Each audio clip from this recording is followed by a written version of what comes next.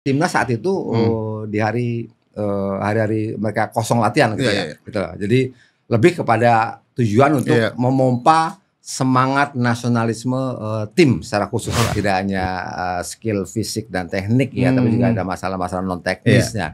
Dan saya kira memupuk rasa nasionalisme menjadi salah satu hal yang menjadi bagian yang tidak bisa dipisahkan dari pembinaan fisik dan teknik. Apa harapan Mas Rosso terhadap timnas ini? Harapan saya hanya akan menjawab, jangan pernah berharap kalau Anda tidak siap kecewa.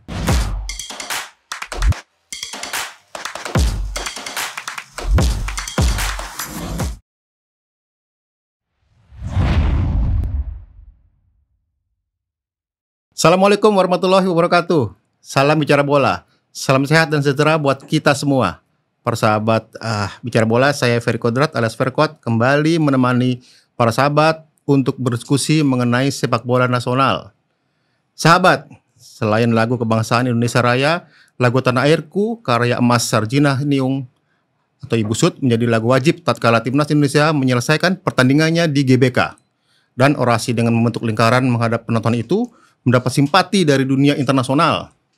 Lagu itu sebagai pembangkit rasa nasionalisme, mempertebal kecintaan terhadap Indonesia.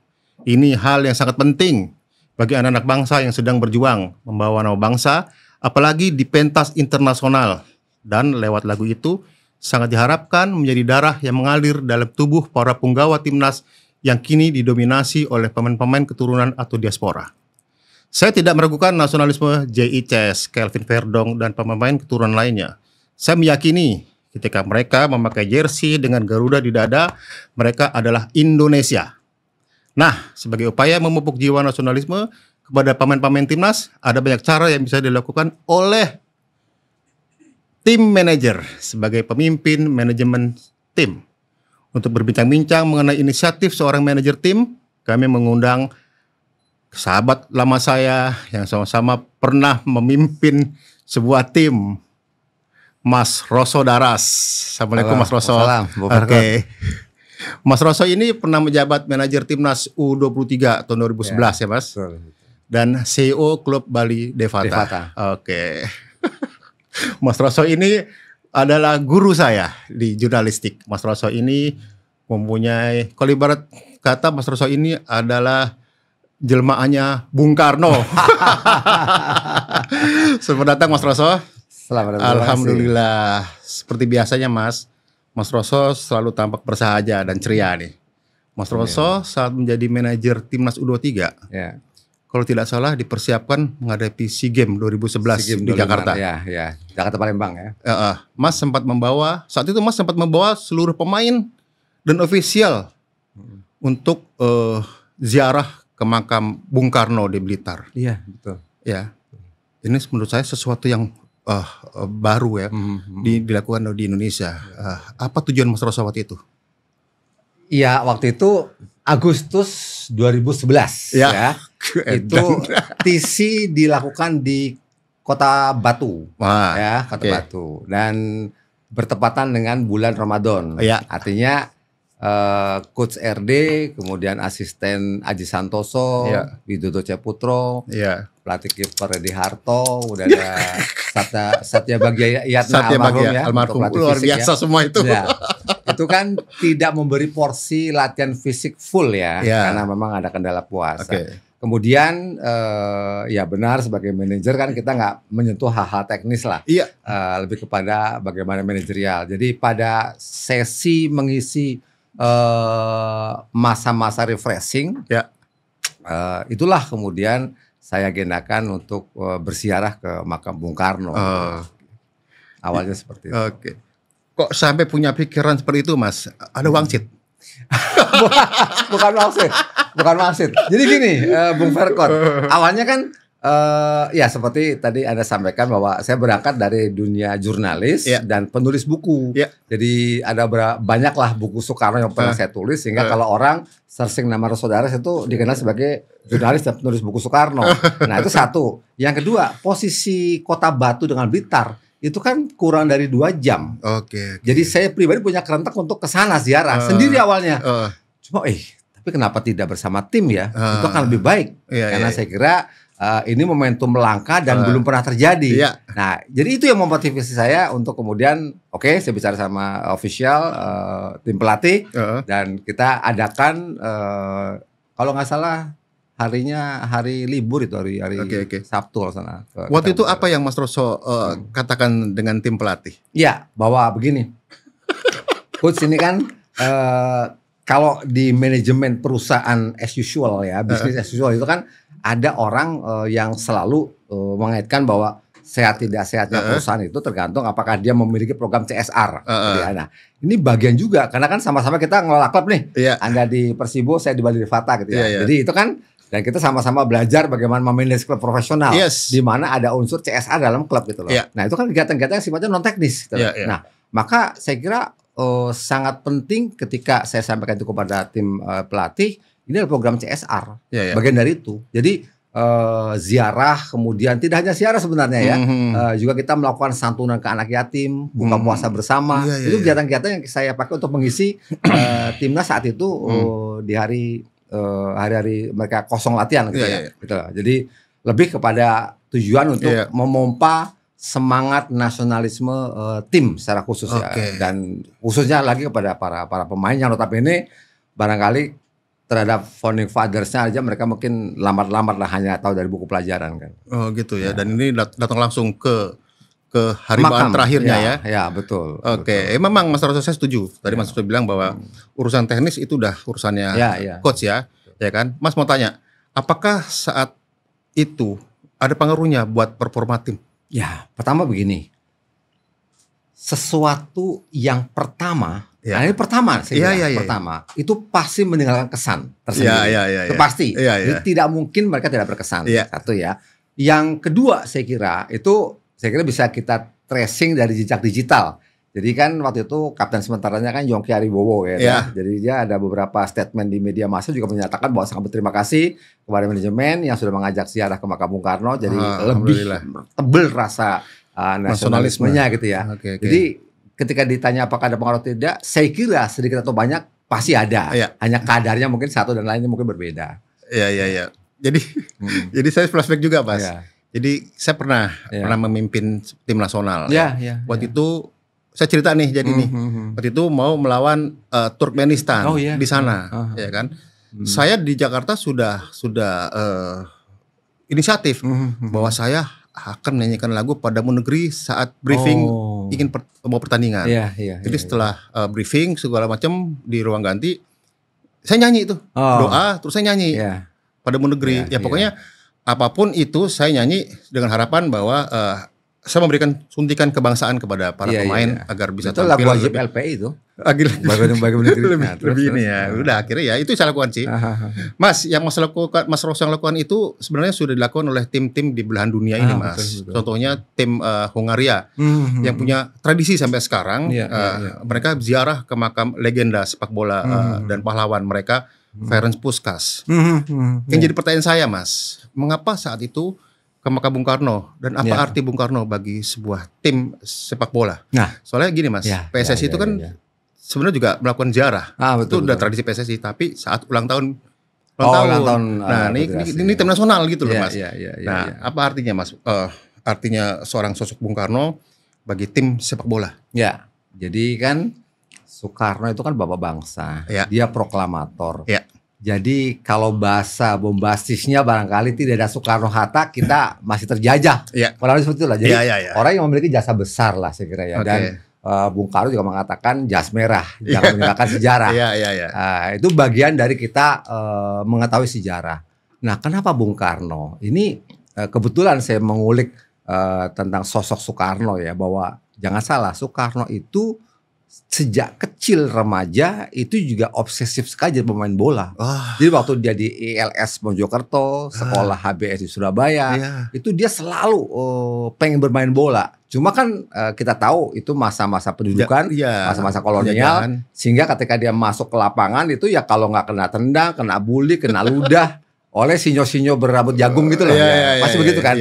Itu dia punya dendam yang luar biasa. Dan ketika dia main ya pasti karena mungkin kurang orang atau jadi, tapi itu pun pasti akan dibully, even sesama satu tim pun barangkali nggak pernah ngasih bola ke dia kan gitu kan. Karena itu jadi catatan tersendiri. Dan satu itu saya sampaikan juga di depan makam Bung Karno kepada para pemain. Waktu itu 24 pemain masih ya, 24 pemainnya. Itu saya sampaikan juga tentang Soekarno ya kesukaannya dan obsesif jadi pemain bola. Nah, pertanyaan Bung Verkot, kenapa juga Bung Karno? Itu satu. Yang kedua kemudian adalah kita menarik sejarah bahwa Soekarno itu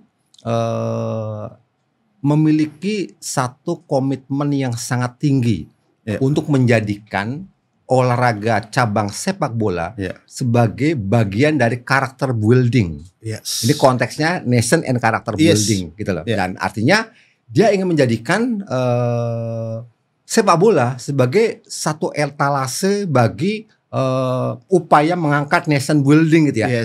Derajat dan harkat bangsa yang baru merdeka di mata dunia. Itu Soekarno konsisten sekali. Nah, bukti-bukti catatan itu, contoh katakanlah pada Asian Games yang pertama itu di New Delhi, India tahun 1950, dia sudah mengundang pelatih asing dari Singapura ya, cek namanya nanti. Kemudian gagal. Kemudian pada Asian Games berikutnya 54 dia mengundang pelatih dari Kroasia ya, Pogacnik kalau nggak salah ya. Coba cek lagi nanti ya. Itu Tony Pogacnik. Ya, itu dari Kroasia tapi lama main di Yugoslavia. Kemudian sempat sampai semifinal, tapi tidak dapat apa-apa. Nah, berikutnya dia dapat perunggu. Nah, pada saat itu kemudian kita ikut prakualifikasi Piala Dunia di Melbourne. Ya, yang mana waktu itu kita dibangga-banggakan pernah menahan 0-0 Uni Soviet loh, nggak main-main ya. Walaupun kita tidak sampai ke babak berikutnya. Nah, 58 lagi kita masuk lagi di kualifikasi Piala Dunia, di mana kita waktu itu bermain bersama Cina, pertama menang, kedua kalah, tapi kita main di negara netral, akhirnya berakhir imbang 0-0. Karena selisih gol kita lah yang lolos, kayak sekarang lah kurang lebih kita lolos. Nah, di babak berikutnya itulah ada ada Iran, ada beberapa negara lain, termasuk ada Israel di situ. Nah, disitulah kemudian karena politik luar negeri kita tidak mengakui Israel, kita tidak mengambil posisi itu. Itu perjalanannya. Yang terakhir, Bung Verkot, menjelang kita sebagai tuan rumah Asian Games 1962, Bung Karno membangun stadion utama. Senayan. Itu yang luar biasa. Dan itu perjalanan seperti itu dari jasa besar dan keterkaitan besar, dedikasi maupun komitmen seorang Soekarno untuk memajukan sepak bola. Jadi wajar kalau waktu itu saya mengajak teman-teman ke makamnya Bung Karno gitu. Dan sekarang mainnya di GBK Gelora Bung Karno. Benar. Kan hanya main kok Bung Karno seperti apa nih? Siapa Bung Karno? Harusnya dikasih tahu lagi ya. Harusnya lebih tahu lagi. Oke, Mas. Ya, Mas, imajiner. Jika Bung Karno masih hidup, agak berat nih, Mas. Kira-kira apa yang kata dia mengenai atmosfer sepak bola Indonesia saat ini, Mas, baik timnas maupun di liga? Ya, saya kira gini loh. Ini kalau kita ngelihat agak sedikit melenceng ya, Bung Verkot ya. Kus Plus pernah dipenjara oleh Bung Karno karena musik yang ngak-ngek, yang tidak revolusioner, anti. Nah, kemudian pada wawancara terakhir dia mengatakan kalau waktu itu saya tidak dipenjara, kami tidak dipenjara oleh Soekarno, mungkin musik Indonesia tidak pernah menjadi tuan rumah di negeri sendiri. Nah, buktinya sekarang. Jadi sama sebenarnya dengan bola, lepas dengan berbagai macam problematika dalam perjalanan kurun waktu awal sampai hari ini, betapapun sepak bola sudah menjadi satu cabang olahraga yang begitu dicintai oleh segenap bangsa Indonesia. Dan kita sama-sama tahu, Bung Verkot, ketika ada Liga Primer kita pernah ada semacam penelitian sebelumnya. Penonton Indonesia paling antusias. Jadi kalau kita ngomong secara industri, bola di Indonesia juga luar biasa. Sangat seksi ya, Mas. Iya, dan Anda juga pernah berapa kali ke negara orang. Saya pernah bawa tim juga ke Hong Kong, ke beberapa negara. Waktu itu juga beda banget atmosfernya kan. Sana sepi, nggak ada penonton gitu. Beda sekali sama di kita gitu. Nah, jadi kalau tanya Bung Karno kira-kira ya pasti dia akan sangat bangga lah. Oke, Mas. Mas, kalau saya merefleksikan bahwa Mas Rosso dulu melakukan itu ziarah karena tim akan menghadapi SEA Games dengan target medali emas. Nah, saat ini, Mas, timnas juga akan menghadapi partai penting di putaran keempat kualifikasi Piala Dunia 2026, ya kan? Sebagai upaya untuk meraih target lolos ke Piala Dunia 2026 di Amerika, Meksiko dan Kanada. Jadi secara psikologis, apakah program itu perlu diterapkan untuk timnas saat ini, Mas? Ya kalau saya pribadi berpendapat perlu karena saya kira ya mungkin karena kacamata saya bukan teknis ya, teknis ya, bahwa itu kan sepak bola tidak hanya masalah teknis, tidak hanya skill fisik dan teknik ya, tapi juga ada masalah-masalah non teknisnya. Dan saya kira memupuk rasa nasionalisme menjadi salah satu hal yang menjadi bagian yang tidak bisa dipisahkan dari pembinaan fisik dan teknik. Ya. Sekali lagi ya Mas, saya tidak meragukan jiwa nasionalisme para pemain timnas. Khususnya pemain keturunan yang sekarang ini mendominasi di tim nasional. Apakah para pemain itu juga membutuhkan sentuhan batin seperti yang Mas Rosso lakukan itu, Mas ya? Sangat perlu. Sangat perlu. Jadi kalau boleh saya sampaikan, Bung Verkot, ini saya berandai-andai bahwa timnas ini barangkali akan jauh lebih baik ketika misalnya tadi ya sentuhan-sentuhan non teknis lebih mendapat porsi. Karena tadi Anda katakan mungkin 80% ya mereka adalah anak-anak kita yang half blood ya.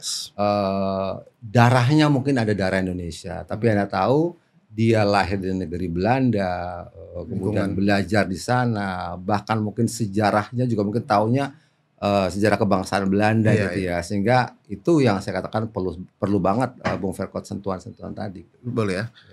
Ini kan putaran keempat masih bergulir Oktober, Mas. Dan kompetisi itu baru mulai Agustus. Ya kan? Kalau Mas Rosso jadi manajer timnas nih, apakah Mas Rosso akan mengusulkan ada TC jangka panjang? Coba jawab dengan TC jangka panjang kita kan saling menyatukan chemistry. Ini kan sama-sama lagi libur nih, dan chemistry itu kan faktor yang penting juga bagi sebuah tim, ya kan? Menurut Mas Rosso gimana, Mas? Ya, setuju sekali Bung Verkot.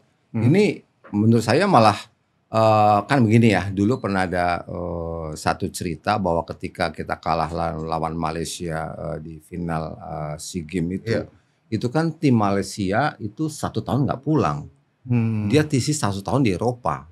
Artinya dan melakukan TC panjang itu menurut saya juga ada satu manfaat tersendiri gitu ya. Tadi membangun chemistry, juga bisa melakukan hal-hal lain untuk memompa semangat, memperdalam rasa cinta tanah air dan banyak hal lain lah. Dan kalau misalnya tidak, kenapa misalnya TC-nya tidak langsung di Timur Tengah, gitu loh. Jadi artinya mendapatkan atmosfer langsung di Timur Tengah. Toh mereka untuk sparring bisa pergi ke Turki, ada Galatasaray, ada Fenerbahce, ada banyak klub bagus lah.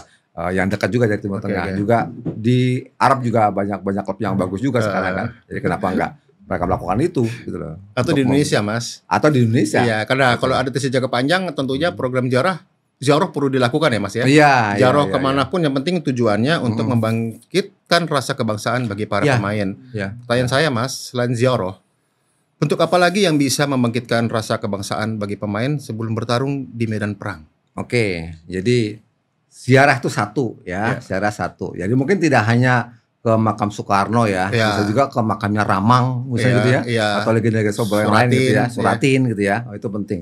Nah yang kedua itu menurut saya yang sangat populer saat ini adalah retreat.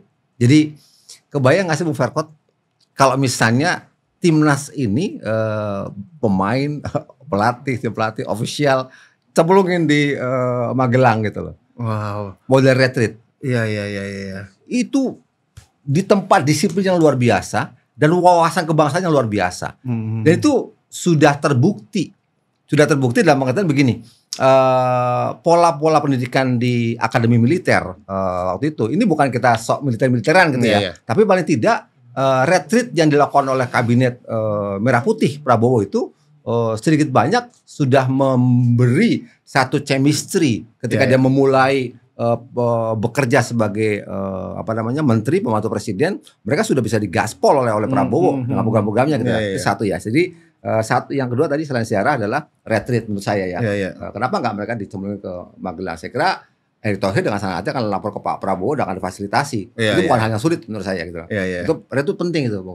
Nah, yang berikutnya menurut saya adalah dulu saya pernah melakukan ini kayak gimmick ya, tapi one day with mother gitu ya. Jadi Anda tahu kan restu ibu itu semuanya. Jadi saya membayangkan waktu itu saya lakukan di Anyer, Bung Verkot. Iya. Jadi semua ibu dari pemain itu saya suruh datengin semua ke sana. Iya. Mereka sehari bersama ibunya. Iya. Mungkin yang kangen karena tisi panjang kan. Iya. Ini ya datangin aja dari Belanda kemarin gitu loh. Iya. Kalau kenal Indonesia kan. Iya. Tapi di akhir dengan sungkeman gitu ya. Jadi kan semua restu ibu menurut saya adalah sesuatu yang membuat pemain itu blessing gitu ya. Jadi merasa terberkati dan auranya aura positif.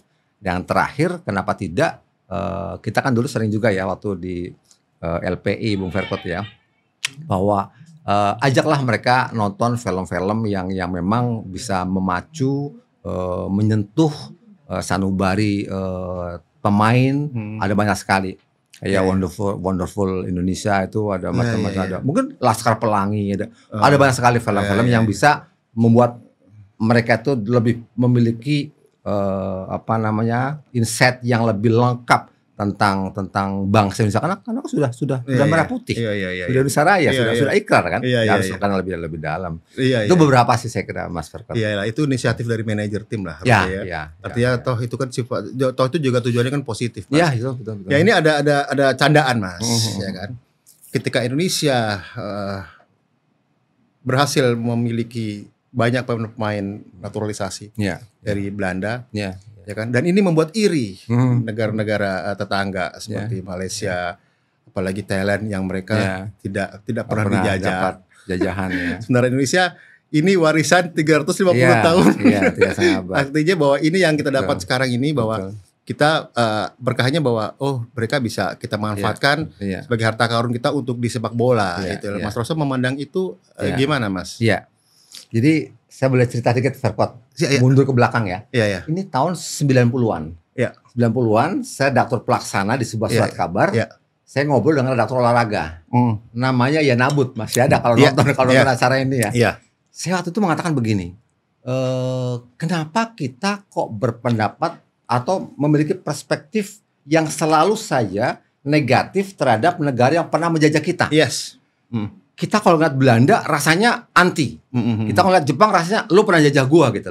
Nah, kenapa kita tidak pernah mencoba untuk melihatnya dari perspektif yang lebih positif? Lu lihat dong, Belanda punya potensi apa yang bisa kita manfaatkan. Nah, ini data olahraga saya bilang, kenapa enggak tim sepak bola Indonesia atau talenta muda Indonesia yang punya skill dan bakat bermain bola, kita kirim aja ke Belanda. Lu bekas jajah gua kasarnya ya. Kasarnya. Tapi ini pasti harus G2G lah, gitu ya, negara ke negara ya. Ininya bahwa lu mesti didik talenta gua yang punya skill sepak bola. Lu harus latih di sana. Bila perlu lu kembangkan sampai main di Liga Belanda segala macam. Nanti hasilnya gua yang metik gitu. Mestinya Belanda tidak akan keberatan.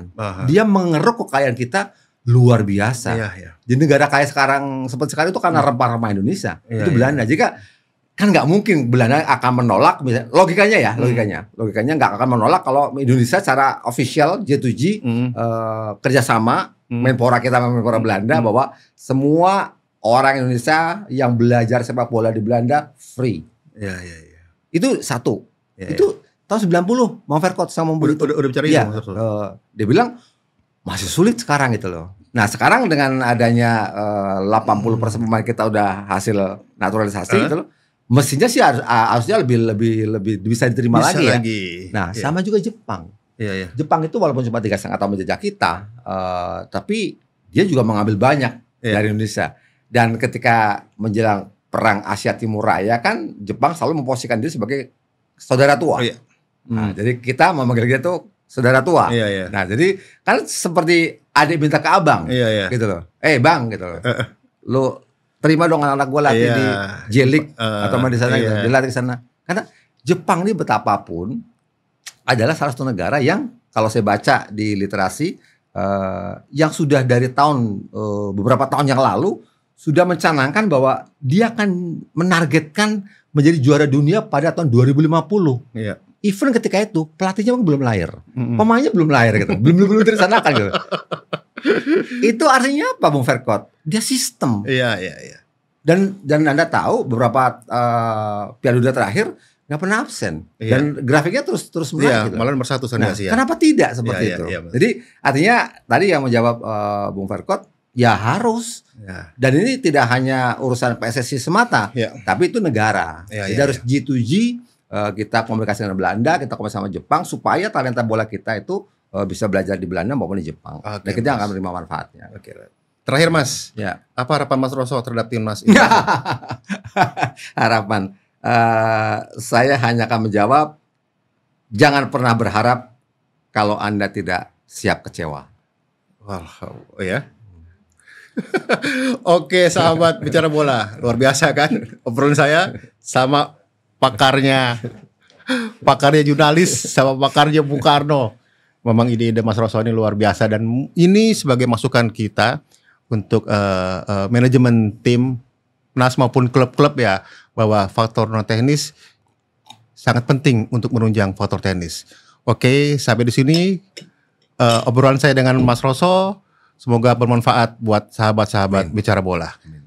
Assalamualaikum warahmatullahi wabarakatuh. Sebanyak Mas Rosso. Sama-sama. Alhamdulillah.